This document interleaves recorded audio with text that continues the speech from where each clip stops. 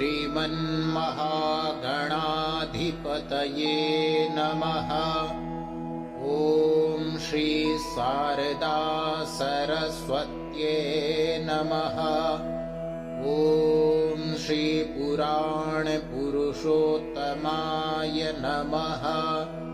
ॐ नमो भगवते वासुदेवाय। श्रीमद्भागवतं नाम पुराणं लोकविश्रुतं शृणुयात् श्रद्धया युक्तो मम सन्तोषकारणं। नित्यं भागवतं यस्तु पुराणं पठते नरः प्रत्यक्षरं भवेत् तस्य कपिलादानजं फलम्।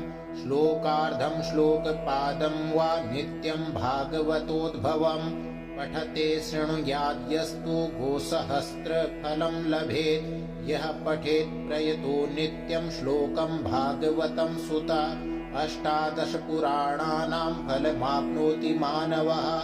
नित्यं मम कथा यत्र तत्र तिष्ठन्ति वैष्णवा।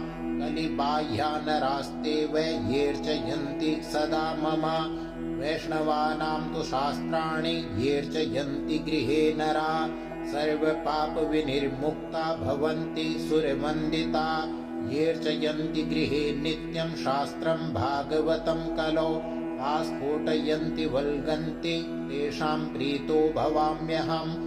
यावद्दिनानि हे पुत्र शास्त्रं भागवतं गृहे तावत् पिबन्ति पितरः क्षीरं सर्पिर्मधुदकम्। यच्छन्ति वैष्णवे भक्त्या शास्त्रं भागवतं हि ये। कल्पकोटिसहस्राणि मम लोके वसन्ति ते। येऽर्चयन्ति सदा गेहे शास्त्रं भागवतं नरा।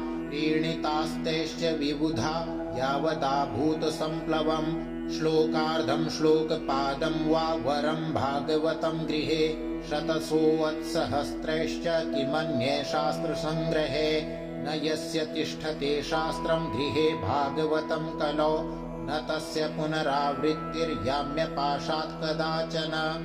कथं स वैष्णवो ज्ञेयः शास्त्रं भागवतं कलौ। गृहे न तिष्ठते यस्य स्वपचादधिको हि सः। सर्वस्वेनापि लोकेश कर्तव्यः शास्त्रसङ्ग्रहः। वैष्णवस्तु सदा भक्त्या तुष्ट्यर्थं मम पुत्रक। यत्र यत्र भवेत् पुण्यं शास्त्रं भागवतं कलौ। तत्र तत्र सदैवाहं भवामि त्रिदशैः। तत्र सर्वाणि तीर्थानि नदी नदसरांसि च। यज्ञा सप्तपुरी नित्यं पूर्ण्या सर्वे शिलोच्चयाः। श्रोतव्यं मम शास्त्रं हि यशो धर्मजयार्थिना। पापक्षयार्थं लोकेश मोक्षार्थं धर्मबुद्धिना। श्रीमद्भागवतं पुण्यमायुरारोग्यपुष्टिदम्। पठनात् श्रवणाद् वापि सर्वपापे प्रमुच्यते। न शृण्वन्ति न हृष्यन्ति श्रीमद्भागवतं परम्। सत्यं सत्यं हि लोकेश तेषां स्वामी सदा यमः। न गच्छति यदा मर्त्यः श्रोतुं भागवतं सुता। एकादश्यां विशेषेण नास्ति पापरतस्ततः। श्लोकं भागवतं चापि श्लोकार्धं पादमेव वा। लिखितं तिष्ठते यस्य गृहे तस्य वसाम्यहम्। सर्वाश्रमाभिगमनं सर्वतीर्थावगाहनं। न तथा पावनं नृणां श्रीमद्भागवतं यथा। यत्र यत्र चतुर्वक्त्र श्रीमद्भागवतं भवेत्। गच्छामि तत्र तत्राहं गौर्यथा सुतवत्सला।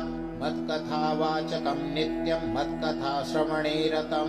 मत्कथा प्रीतमनसं नाहं त्यक्ष्यामि तं नरम्। श्रीमद्भागवतं पुण्यं दृष्ट्वा नोत्तिष्ठते हि यः। संवत्सरं तस्य पुण्यं विलयं याति पुत्रक।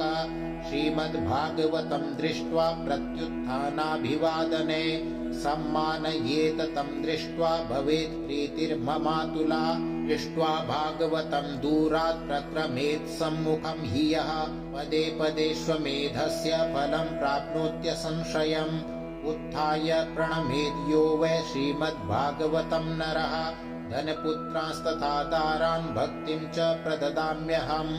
महाराजोपचारैस्तु श्रीमद्भागवतं सुता। शृण्वन्ति ये नरा भक्त्या तेषां वश्यो भवाम्यहम् ममोत्सवेषु सर्वेषु श्रीमद्भागवतं परम् शृण्वन्ति ये नरा भक्त्या मम प्रीत्य च सुव्रता वस्त्रालङ्करणे पुष्पैर्धूपदीपोपहारकै वशीकृतो ह्यहं तैश्च सत्स्त्रिया सत्पतिर्यथा